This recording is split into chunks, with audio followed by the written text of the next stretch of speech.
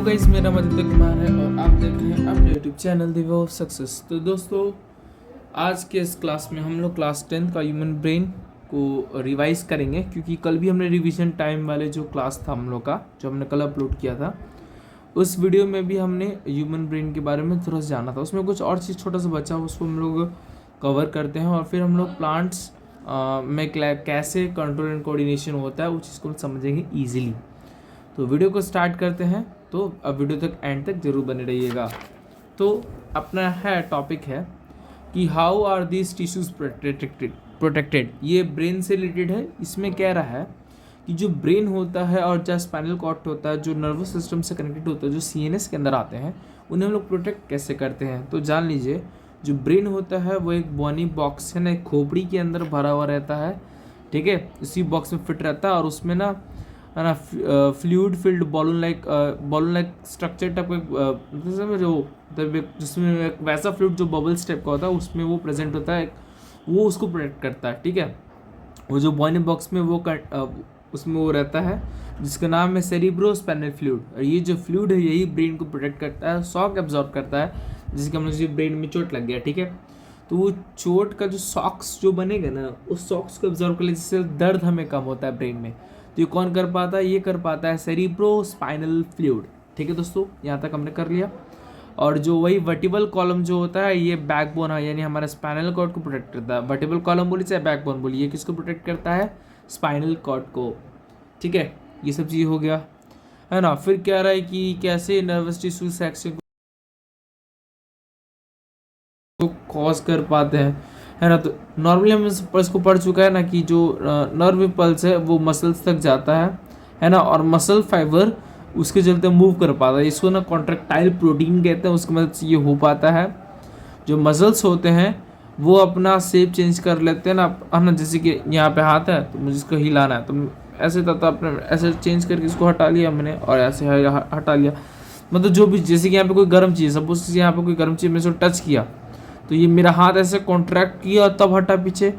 तो हमारा मतलब ये है कि जो हमारे शरीर के जो मसल्स होते हैं वो कॉन्ट्रैक्ट करते हैं due to contractile protein, special protein, जिससे हमारा हाथ छोटा हो जाता है, शॉर्ट हो जाता है, फिर वो मूव कर पाता है। ठीक है, और ये जो मसल्स होते हैं इनके पास स्पेशल प्रोटीन होते हैं जो हमारे हाथ का शेप को, चाहे उनके अरेंजमेंट को चेंज कर कर उसके अकॉर्डिंग सेल का रिस्पॉन्स कर कर जो भी इलेक्ट्रिकल इम्पल्स आता है नर्व के थ्रू, उसमें वो अपना रिस्पॉन्स कर पाता है। और इस चलते से हमारा हाथ का जो होता है वो काम होता है, जो भी कुछ नर्वस इंफॉर्मेशन के अकॉर्डिंग उसके थ्रू हम एक्ट कर पाते हैं। ठीक है, ये सब चीज़ था।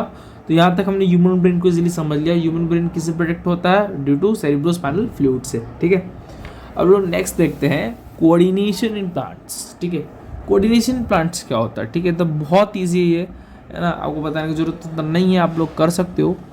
तो देखिए, कोऑर्डिनेशन प्लांट जो है ना, और आप लोग समझ, लास्ट टाइम मैंने आपको समझाया था, इसलिए बुरा आप लोग कर सकते हो, समझ सकते हो। इसलिए अगर आप लोग जहाँ दिमाग घसकाइएगा फिर आपको ये चीज़ समझ में नहीं आएगा। कोऑर्डिनेशन मतलब प्लांट्स में जो कैसे मूवमेंट होता है उसी को जानते हैं। देखो, प्लांट्स में जिस तरीके से, ह्यूमंस में भी दो टाइप के मूवमेंट्स होते हैं। नॉर्मली एक रिफ्लेक्स एक्शन जो हम लोग बिना सोचे समझे कर पाते हैं, और एक वैसा चीज़ जो हम लोग थिंकिंग करके कर पाते हैं, जो ब्रेन के द्वारा कंट्रोल होता है। ठीक है, ये हमने अभी पढ़ा। तो उसी तरीके से प्लांट में भी दोनों टाइप के मूवमेंट्स होते हैं, नेस्टिक मूवमेंट और इमीडिएट रिस्पॉन्स वाले मूवमेंट, है ना। जो नेस्टिक यानी जो इमीडिएट रिस्पॉन्स वाले, ठीक है, वो, और एक होता है ट्रॉपिज्म मूवमेंट, यानी जो धीरे धीरे होते हैं, वो नॉर्मल मूवमेंट्स होते हैं। तो इन दोनों मूवमेंट्स को लोग समझते हैं, है ना। और आप लोग भी थोड़ा ध्यान दे कीजिएगा, नहीं तो आपको समझ में नहीं आएगा। ठीक है, तो जो पहला मूवमेंट, अब इसको समझते हैं। जैसे यहाँ पे कुछ लिखा हुआ है, जानिए। जिस तरीके से इंसानों में नर्वस सिस्टम होते हैं, लेकिन वही चीज़ प्लांट्स में तो नहीं होते हैं। तो जितने भी प्लांट्स होते हैं ना, वो स्टिमुलस के अकॉर्डिंग एक्ट करते हैं। अब स्टिमुलस क्या होता है जो आपने पढ़ चुका है। ठीक है, जैसे कोई एक पत्ता है जिसका नाम है, एक प्लांट है छुई मुई का प्लांट है, उसका जो पत्ता ना छुई मुई, अब लोग सुने होगे ना, सेंसिटिव प्लांट होता है, उसको टच मी नॉट प्लांट भी कहते हैं। उसको आप टच करते हो तो उसका पत्ता ऐसे सिकुड़ के पतला हो जाता है। तो ये जो प्लांट है ये मिमोसा फैमिली का है। ठीक है, इसे हम लोग लाजवंती का पौधा भी कहते हैं नॉर्मल भाषा में। ठीक है, इस तरीके से मूवमेंट भी होता है, यानी ये इमीडिएट रिस्पॉन्स वाला, यानी जैसे हमने टच किया वो रिस्पॉन्स किया और वो सिकुड़ गया ऐसे, तो इमीडिएट रिस्पॉन्स हो गया।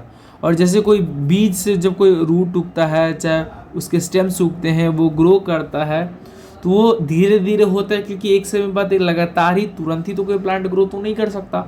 तो वो जो मूवमेंट हो गया वो मूवमेंट हो गया मूवमेंट ड्यू टू ग्रोथ, यानी वो मूवमेंट स्लो होगा।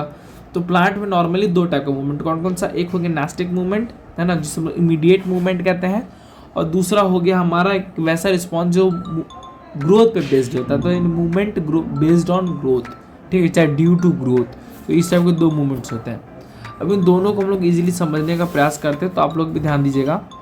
अब सुनिए, जो इमीडिएट रिस्पॉन्स जो होता है किसी भी स्टिमुलस का, होता है क्या ना, एक्चुअली जो प्लांट होता है ना वो जैसे कि उनके अब लीफ टच करेंगे तो वैसे मूव करेंगे, लेकिन वो ऐसा क्यों कर पाते हैं? क्योंकि वहाँ पे तो कोई नर्वस टिश्यू है नहीं जिससे तो मूव कर सके। तो आप लोग दो प्रोसेसेस पढ़ोगे, एक पढ़ोगे आप लोग डिफ्यूजन, एक पढ़ोगे ऑस्मोसिस। उसमें हम जानोगे कि जो ऑस्मोसिस होता है वो वाटर के कंसंट्रेशन के मूवमेंट के अकॉर्डिंग होता है, और जो डिफ्यूजन होता है वो गैस के मूवमेंट के अकॉर्डिंग होता है, ठीक है।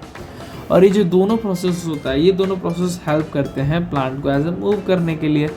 तो जो प्लांट होता है ना वो इलेक्ट्रिकल केमिकल मीन्स का इस्तेमाल नहीं कर पाता है ना, मतलब यूज़, ठीक है। तो जिस चलते वो लोग कम्युनिकेशन के लिए बेटर, अनलाइक इंसान को, वो तो एनिमल्स की तरह नहीं कर पाता, इसलिए जो प्लांट्स होते हैं उनके पास स्पेशलाइज्ड टिश्यूज होते हैं जो वाटर कंडक्शन के अकॉर्डिंग इंफॉर्मेशन को वो कर पाते हैं। जैसे प्लांट्स होते हैं वो अपना शेप चेंज कर पाते हैं ड्यू टू वाटर के अमाउंट में, यानी उनके शरीर में कितना वाटर का अमाउंट है उसके अकॉर्डिंग वो लोग श्रिंक करेंगे, स्वेल करेंगे। श्रिंक मतलब सिकुड़ जाना, श्रिंक मतलब सिकुड़ जाना, स्वेल मतलब फूल जाना, तो है ना।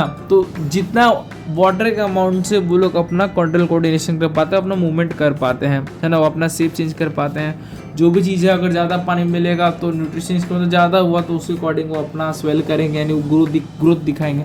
तो जो भी चीज़ है जो इमीडिएट रिस्पॉन्स होता है, जैसे कि छू मिल्क पता, तो आप उसको छू दिए तो मान लीजिए स्पेसिफिक उसके एक पार्ट में कोई सेल्स है, तो जो सेल्स है उस सेल्स के मदद से वो अपना सिकुड़ जाएंगे, पर वाटर का कंसनट्रेशन वहाँ से हटा लेंगे। तो कहने का मतलब वो उस तरीके से मूवमेंट वो कर पाते हैं, ठीक है। तो ये हो गया इमीडिएट रिस्पॉन्स, इसको हम लोग समझेंगे, और है ना ये किस टाइप से होता है। दूसरा हो गया मूवमेंट ड्यू टू ग्रोथ, है ना, तो इसको भी समझते हैं। अब इतना समझिए, इसको यहाँ पे हम लोग वापस आएंगे, बस इतना समझिए कि ऐसा ग्रोथ है जो स्लो होता है, ठीक है, इसको भी लोग समझते हैं अभी। लेकिन उससे आगे बढ़ने से पहले कुछ आप लोग से यहाँ पे जान लीजिए जो प्लांट में कैसे कोऑर्डिनेशन होता है उसी को समझते। देखिए प्लांट में जो कोऑर्डिनेशन होता है वो दो टाइप्स में डिवाइड, एक हो गया नास्टिक मूवमेंट और दूसरा होगा ट्रॉपिज्म मूवमेंट।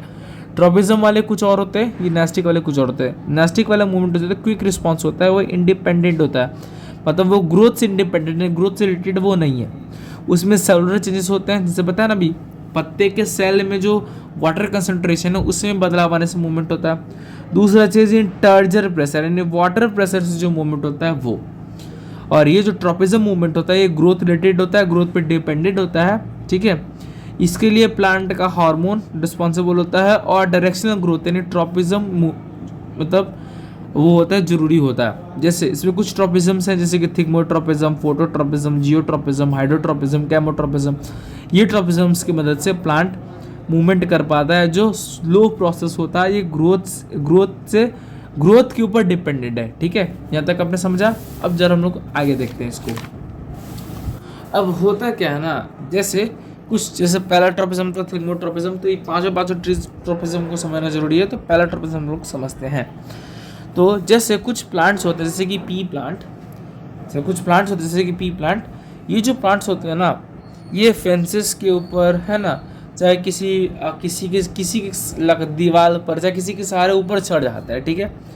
वो चढ़ते हैं, आप देखते हो उसमें एक लता होता है, वो लता ना किसी फेंस के ऊपर, फेंस समझते हो जो घर के किनारे जो बॉर्डर किया जाता है वो, उसके ऊपर वो चढ़ जाते हैं ऐसे ऐसे लताने से गोल गोल गोल गोल गोल गोल गोल इस टाइप का, है ना, इस टाइप का ऐसे ऐसे जो मूवमेंट नहीं होता है इस टाइप का, बताता आपको इस प्रकार से जो नहीं होता है, ऐसे ऐसे जो घूमरा होता है वो टेंड्रिल्स होता है। तो वो ऐसे ऐसे की चीज़ों को लपेट कर वो ऊपर चढ़ जाते हैं। तो ये जो टेंड्रिल्स होता है ना ये टच के थ्रू बिहाव पे सेंसिटिव होते हैं, यानी टच जो उनके लिए स्टिमुलस है। स्टिमुलस आपको समझाया था मैं पहले ही।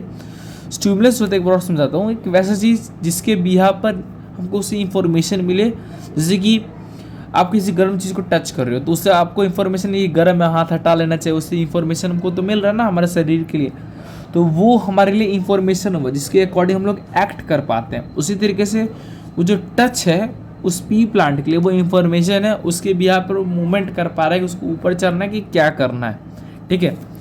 तो वैसे ही जब वे उससे कांटेक्ट में आते हैं तो उसे सपोर्ट लेते हुए और वो जो टेंडेंस होता है उस ऑब्जेक्ट के मदद से वो ऊपर चढ़ जाता है, ठीक है। ठीक है, क्या कर पाता है, ऊपर चढ़ पाता है। इसका मतलब ये हुआ कि more commonly plants responds stimulus, इसका मतलब ये है कि वो जो टेंडेंसी उसके लिए स्टिमुलस है और उसके अकॉर्डिंग मूवमेंट कर पा रहा है किसी पर्टिकुलर डायरेक्शन में, लेकिन वो मूवमेंट कर पा रहा है, ग्रो कर पा रहा है, इसलिए वो स्लो प्रोसेस होगा।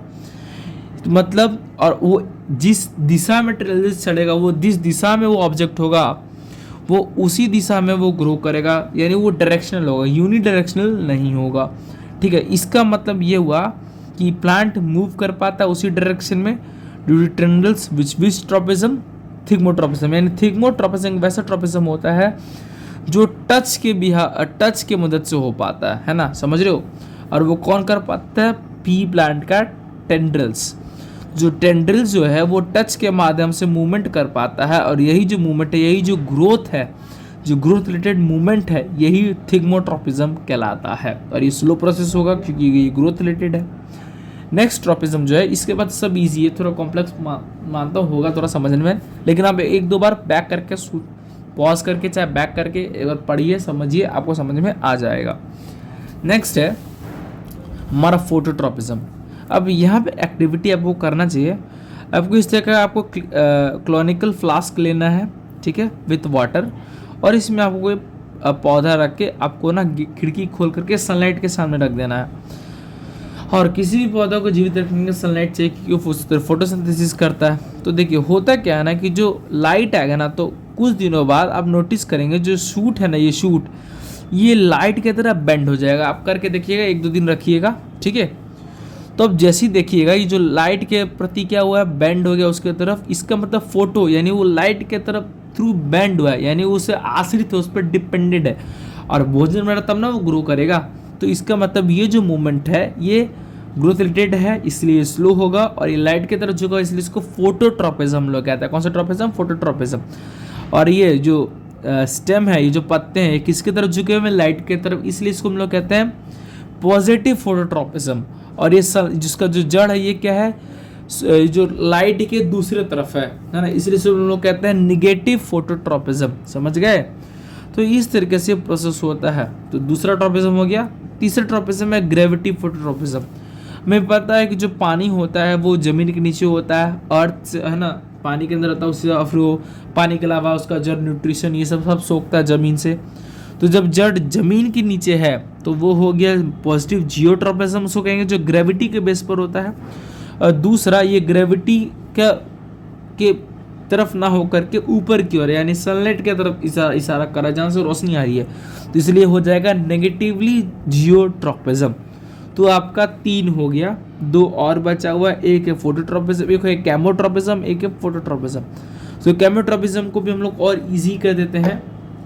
आपने आप पढ़ोगे आगे, पहले भी पढ़ चुके होंगे चाहे, है ना, जब हम लोग नेक्स्ट रिविजन टाइम का क्लास लाएंगे तो उसमें लोग और जानेंगे आगे वाले क्लासेस में। उसमें जानोगे एक टर्म है आपका पॉलिनेशन। प्लांट्स के फ्लावर के जो रिप्रोडक्टिव पार्ट्स होते हैं, मेल रिप्रोडक्टिव पार्ट में आता है एंथर एंड स्टेमन, ठीक है, एंथर है, सॉरी, क्या था, फिलामेंट एंड एंथर, ठीक है, फिलामेंट और एंथर था। स्टेमन जो है मेल रिप्रोडक्टिव पार्ट है, इसके 2 पार्ट है, फिलामेंट एंड एंथर, ठीक है। सॉरी मिस्टेक हो गया, सॉरी मिस्टेक कभी कभी हो जाता है। तो जो मेल रिप्रोडक्टिव पार्ट है फ्लावर का वो है स्टेमन, इसके 2 पार्ट्स हैं, फिलामेंट एंड एंथर। और वही जब है फीमेल रिप्रोडक्टिव पार्ट की बात करते हैं फ्लावर में, उसका नाम है पिस्टिल, और इसके 3 पार्ट्स हैं, स्टिग्मा, स्टाइल एंड ओवरी। अब होता क्या है कि जो एंथर से पॉलन ग्रेन्स जाता है फीमेल के स्टिग्मा से होके ओवरी में, ठीक है। तो वो जो जा रहा है और उसके थ्रू उसके बाद फर्टिलाइजेशन भी होगा। तो वो एक एग्जांपल हो गया कैमोट्रोपिज्म का प्लांट्स में, ठीक है। और वही जब हम लोग बात करते हैं हाइड्रोट्रॉपिज्म की, तो उसको अलग कैसे समझ, जैसे कि सपोज कीजिए आपको एक बड़ा सा कंटेनर लेना है, इतना बड़ा सा आपने कंटेनर लिया, ठीक है। उस कंटेनर में सपोज कीजिए कि आपने यहाँ पे एक अर्दन पॉट लिया है ना, मिट्टी का कोई पॉट गढ़ा वड़ा, उसमें मैंने पानी डाल दिया, ठीक है। और हमको पता है कि जो मटका होता है उसमें पोर्स होता है, ठीक है, और उसी से इवोपरेशन होता है जो कूलिंग कॉज करता है, वो अलग चीज़ आपने पढ़ा होगा, ठीक है। अब इसको अलग रखना है और फिर उसी बड़े से कंटेनर में प्लांट लगा देना है।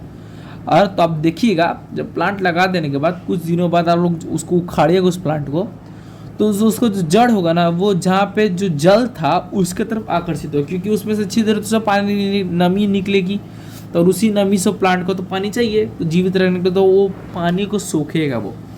और जब तक वो पानी को सोखेगा, इसका मतलब ये हुआ कि वो हाइड्रो यानी वाटर की तरफ आकर्षित हो रहा है, इसी को हम लोग कहते हैं हाइड्रोट्रॉपिज्म। समझ गए? तो ये पूरे प्रोसेस होते हैं प्लांट्स में। तो उम्मीद करता हूँ कि आपको सारे के सारे मूवमेंट्स प्लांट में भी समझ में आए होंगे। अगर आए हैं तो चैनल को सब्सक्राइब करके अपने दोस्तों में शेयर जरूर कीजिएगा। जय हिंद, जय भारत।